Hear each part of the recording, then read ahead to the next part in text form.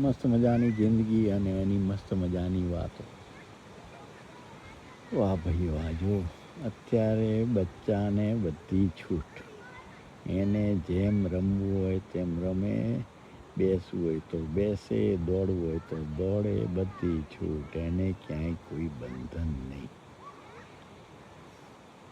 બંધનની વાત આવે ને ત્યારે આપણને આમ ખ્યાલ નથી હોતો, પણ અજાણતા આપણે આપણી જિંદગીમાં એટલા બધા બંધાયેલા હોઈએ છીએ ને, અને એ બંધનને જો સમજીએ ને તો આપણને એમ થાય કે આ જે કંઈ પણ દુઃખ છે, જે કંઈ પણ ક્યાંક અનુકૂળતા નથી, પ્રતિકૂળતા લાગે છે, અણગમા લાગે છે, એ બધા જ પેલા અજાણતા બંધનમાં રહીએ છીએ ને એને કારણે છે. આ બચ્ચા જુઓ કેવા નિર્દોષ ભાવે ફર્યા કરે, હસે, રમે, કૂદે, જરૂર પડે રડી લે, ફરી પાછા તમારી પાસે આવીને મજા કરે. આપણે પણ જીવનમાં મુક્તપણે આનંદથી દરેક પળને માણવાની છે, જીવનને આનંદથી જીવવાનું છે, પણ આપણે ક્યાંક ને ક્યાંક જાતે તાળા મારી દીધા છે. આપણા જીવનમાં એટલા બધા તાળા માર્યા છે, હવે એની ચાવી જડતી નથી.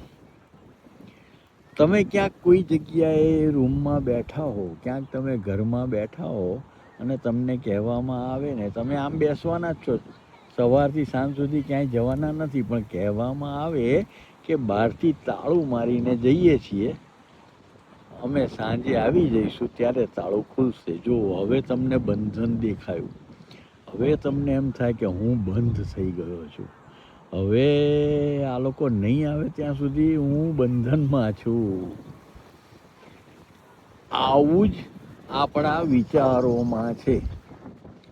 આપણે વિચારોથી એટલા બધા બંધાયેલા છીએ, કોઈ વ્યક્તિ સાથેના વ્યવહારમાં, કોઈ વ્યક્તિના સ્વભાવમાં, કોઈ વ્યક્તિને સમજવામાં આપણે આપણા વિચારોથી એટલા બધા બંધાઈ જઈએ છીએ કે એમાંથી પછી મુક્ત થવાતું જ નથી.